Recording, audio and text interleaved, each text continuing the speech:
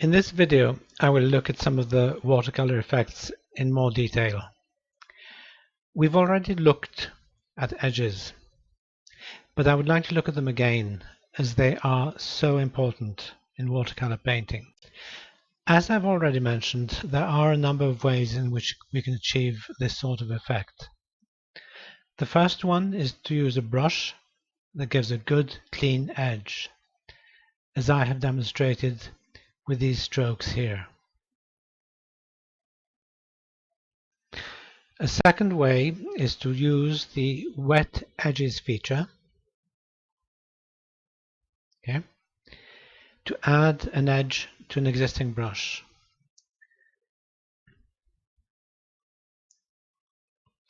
This can be useful at times, but there's essentially no control over what the edge looks like. As you can see, none of these strokes give a really good wet edge. What they do give is a good, clean, hard edge, but without any pooling at all around them.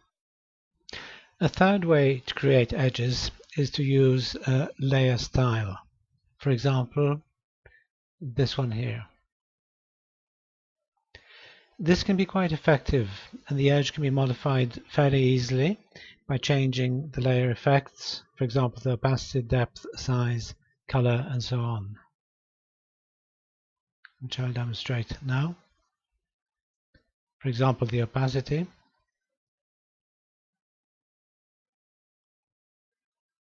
the depth, they have a similar kind of an effect, but not quite. The size is much more delicate. Let's increase this a bit first.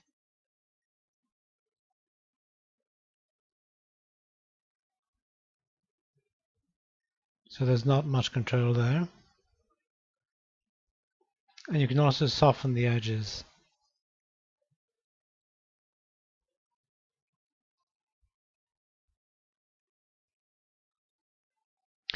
If we want to get rid of part of an edge, we can use a delicate smudge tool, which I'll select now, to remove the edge.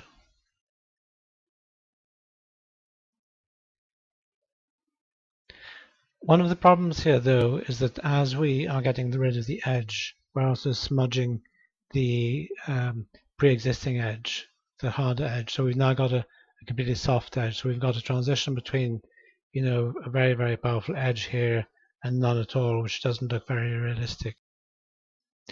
A second problem is that all the edges here are black. We can change that by going into the layer effect and clicking on the color, and let's say selecting this color here, and maybe darkening it a bit. What we now get, though, is we get the same color, which is fine for this one and not bad for this one or this one, but we've now got a yellow edge on the green bit of paint and on the purple bit of paint, which doesn't make any kind of sense at all, really. Of course, there are ways around this. We can put each one of these blobs on a different layer, create an edge for each one, and in that way we can get over this problem. So this is a good way to get an edge easily. By the way, this is a technique that Zoe Peel first suggested, as far as I know. But as I've shown you, it does have its limitations. A much better way of making an edge, in my opinion, is by using my Make Edges action. This creates a new layer that contains only the edge.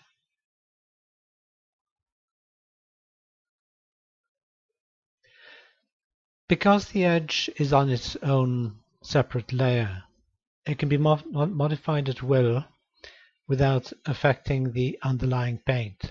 For example, very simply by increasing or reducing the saturation. Or we could, for example, apply a filter to it, say to blur and soften the edge, or to sharpen or add more contrast to the edge to make it crisper or wider. Or we can apply layer effects such as levels or saturation. We can also erase or soften any parts of the edge without also erasing or blurring the underlying paint. So if we pick a smudge tool and we just go over the edge, you can see that the edge, the wet edge, is being removed, but the underlying edge from the paint is still there. Of course, if we wish to also smooth the underlying edge, then we can go back to the watercolor layer and do that. And we can add layer effects just as we did in the previous example.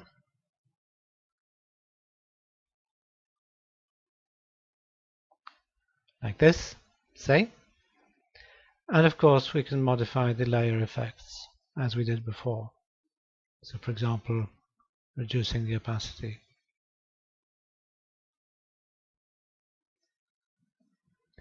And finally, the edges all have the right color, which is impossible to achieve simply by using a layer effect. If we don't like the edge on part of the image, for example here, then we can simply delete it and recreate it on its own. So for example, by selecting the lasso tool, I can select this part of the image. I'm on the edge layer, so I can delete it, and I've deleted the edge. If I now go back to the watercolor layer, press the wrong button, watercolor layer, and run the make edges action, it'll create a new edges layer, but it'll only do it for this bit of the painting because it was only that bit that was selected on the watercolor layer. So if I now change this,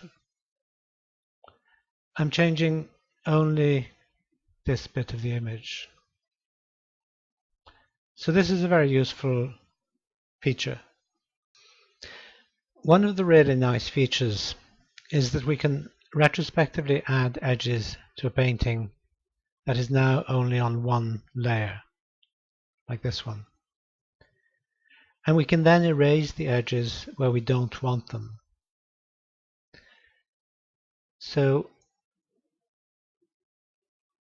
for example, we've now added edges to the whole painting, all with the nice colors, as you can see. And we pick an eraser, quite a large one, and let's say that we don't want edges on this part of the sky, but we might want a few little edges here, maybe not here. So we can get rid of these. So we can end up with a few raggedy edges, strong edges around here. We may also, for example, not want edges on the distant mountains. So we can simply get rid of them like this. This is something that would be really, really difficult to do with any other technique. At any rate, as you can see, there are plenty of ways of achieving really excellent hard or soft edges using Photoshop. Paint pooling is another very important edge effect in watercolors. This is where a lot more paint flows towards one edge and leaves a wider, darker edge. This can be achieved in Photoshop by using a layer style, for example the pooling style.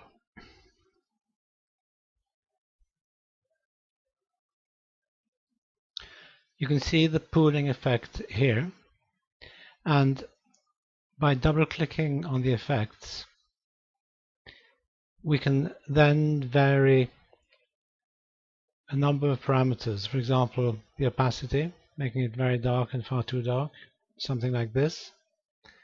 The distance, which goes right across the piece of paint to something quite small. Choke you should not touch. The size, if we make it very small, gives you a very sharp transition like that, which is not really realistic. So something like this, and perhaps increasing this a bit, maybe reducing it a bit. So we get quite a good pooling effect down here. We can also alter where the edge occurs by changing the angle like this. So there's quite a bit of control really. But for the same reasons that I mentioned for the edges, it's better to create a new layer using the make pooling action. The pooling is less obvious than before, but this is partly because the pooling layer opacity has been set to 50%. So we can increase it to make it more obvious.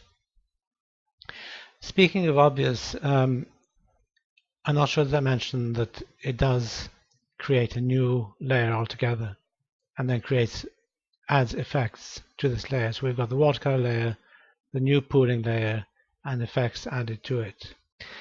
The action has also created normal edges around the paint as before. As you can see, this layer uses the same pooling layer style. So all of the controls we had before are still available. So for example, we can increase the opacity. We may wish to pick a new color. Let's say something like this. So we get a more realistic pooling. We may wish to change the distance, perhaps for this. The size, maybe make it a little bit stronger. And of course we can change where the pooling occurs simply by changing the angle. However, in addition, we now have full editing control over the layer in a way that we do not by simply adding a layer style to the watercolor layers. For example, like this with a smudge tool. You can simply remove the pooling where we don't want it. We can also, of course, remove the edges if we don't want them. Well, this is the end of the overview on edges, the various kinds of edges that we can have and how we can implement them. What I'm now going to do is to have a look at a different kind of an effect, which is scratching the paint. The scratch brush action creates a new layer and selects a brush. It's the salt fine brush that simulates the paper being scratched with something like sandpaper or a steel brush. So you can see a new scratch layer has been created here. The color selected is white. The effect is to remove the paint on the peaks of the paper, leaving it in the hollows. If I zoom in a bit, you can see here that the scratching that has occurred. As you can see, for some reason, there's little or no scratching where the paint is thick. This is in fact typically what happens on paper, and it is simulated in Photoshop by the layer blending, which can be accessed by clicking on this icon here. I'm going to bring this over somewhere where we can see it. Maybe here. The slider here that controls the underlying layer blending can be used to control how much the scratching shows and where it shows, like this. So if I drag this down, you can see the scratching appearing here. Drag it back up and it disappears. By pressing the Alt and dragging one side, we can achieve a very delicate effect exactly as we may wish it, so that there's a little bit of scratching but not much. If we wanted to, and this makes very little sense, we could do the opposite, where you end up with scratching only on the darker bit, and you can then open it up and allow a certain amount of scratching up here. But generally speaking, the correct setting would be somewhere around here. Varying the brush size will also change the size of the scratches.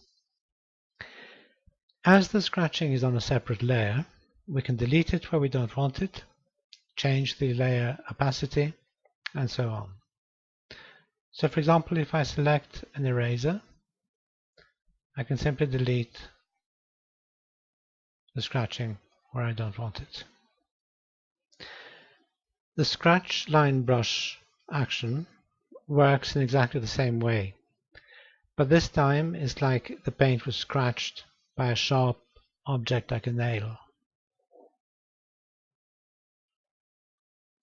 We can modify the size of the brush to get to find the line. And again, as you can see, we're getting scratching on the lighter part, but not on the darker part. Again, we can very easily change that by clicking here and changing this setting.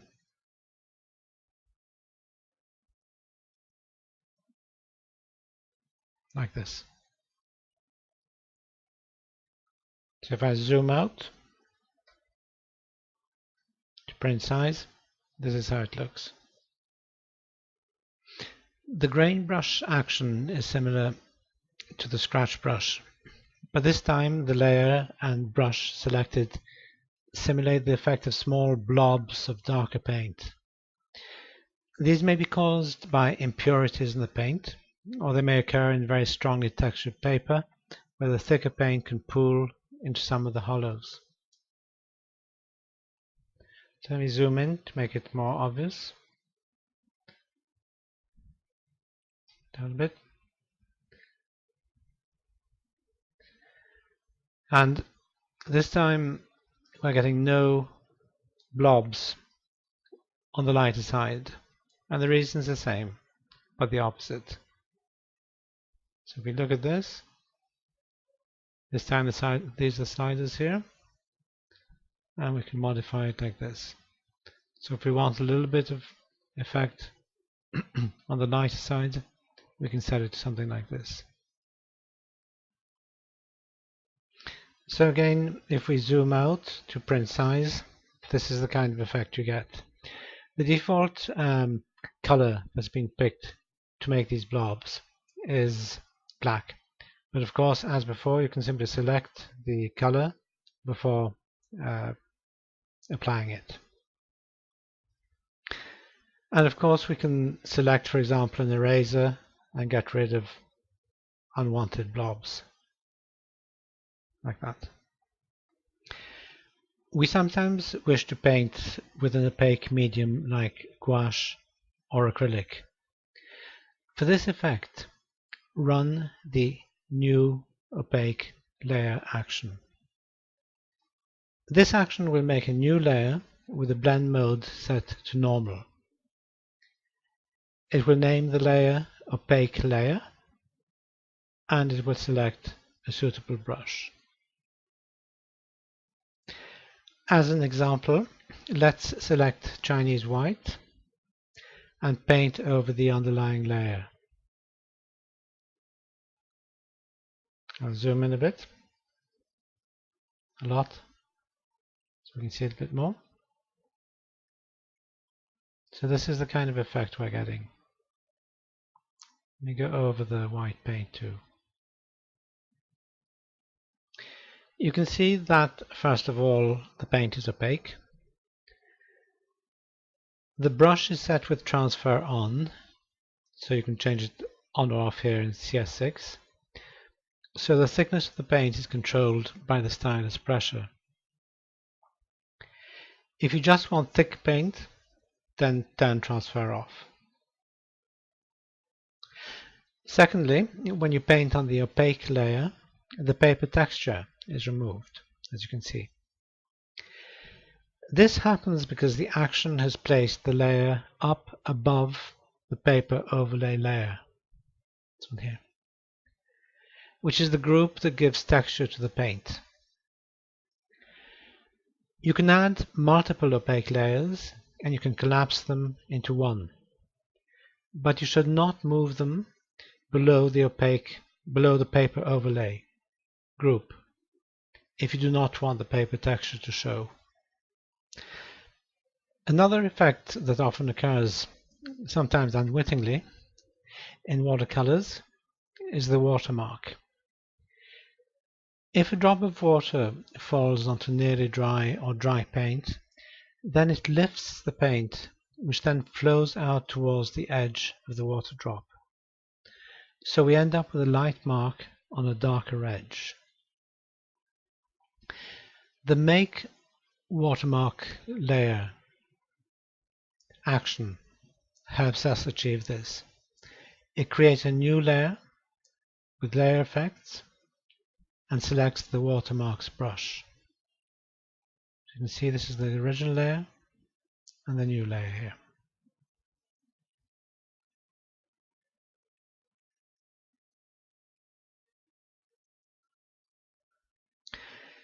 You can change the color of the edge, make it lighter or darker by altering the bevel and emboss effect. Have a look.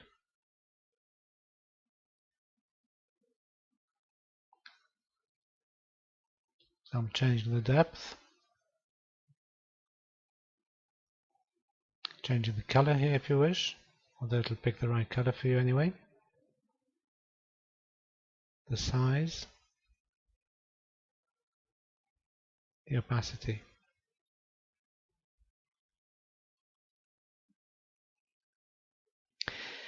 If you want to make the center lighter or darker, change the stroke opacity. Go. It's very fine control. You can also make the watermarks larger or smaller by changing the brush size. However, if you make them smaller, you will probably also want to change the bevel and emboss size and depth settings to get a good edge. Because the watermarks are on a separate layer, you can delete them, transform them, and so on. So for example, if I select an eraser, I can simply erase that out. I can even erase a bit of one if I wish. An interesting effect is to use a smudge tool to blend out the watermark.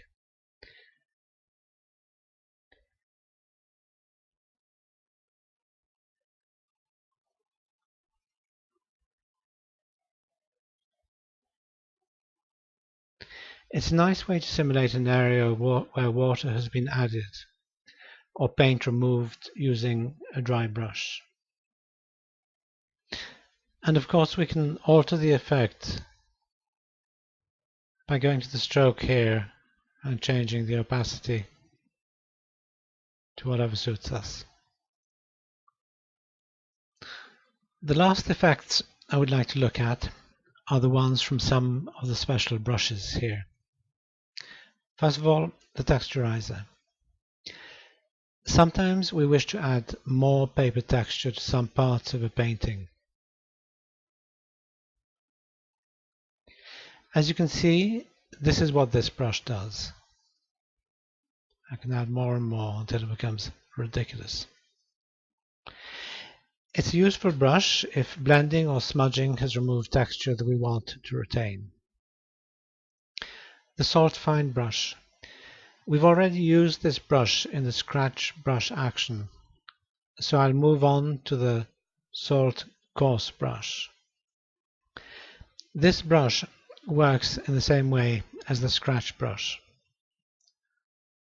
or the Salt Fine brush in other words. It can be used directly on the paint layer, or you can run the scratch brush action and then change from the salt fine brush to the salt coarse brush. So I've already run the action here, and we've got this scratch layer and the salt coarse selected.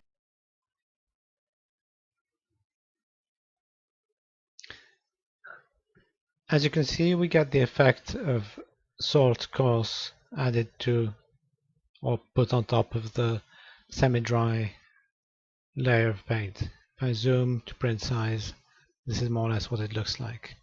Again, because you've got a separate layer, you can erase, you can modify, you can do what you wish. Splatters 1 and 2. It's quite common to get some paint splatters in real watercolors, and these brushes simulate this. You should really use them on a new watercolor layer, so I create one now.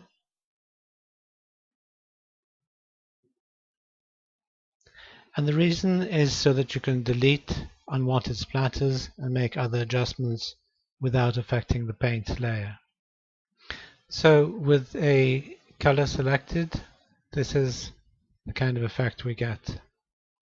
The brush opacity is set to 50%, but of course you can change that if you wish.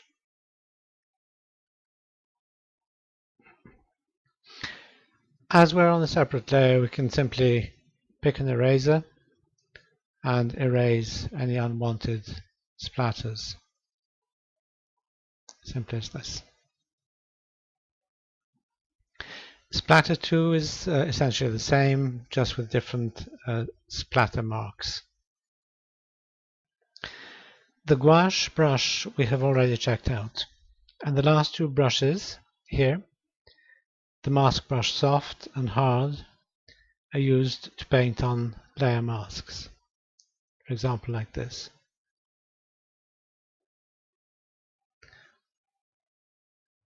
So this is a handy way, of course, in Photoshop to do things like non-destructive erasing, because simply by clicking on this I can bring it back, or by painting with white instead of black I can also bring it back. I will end this video now, and for a bit of light relief I will do a demo painting in the next video. And here is a frosty morning photograph of where I live, right here. Thank you for watching.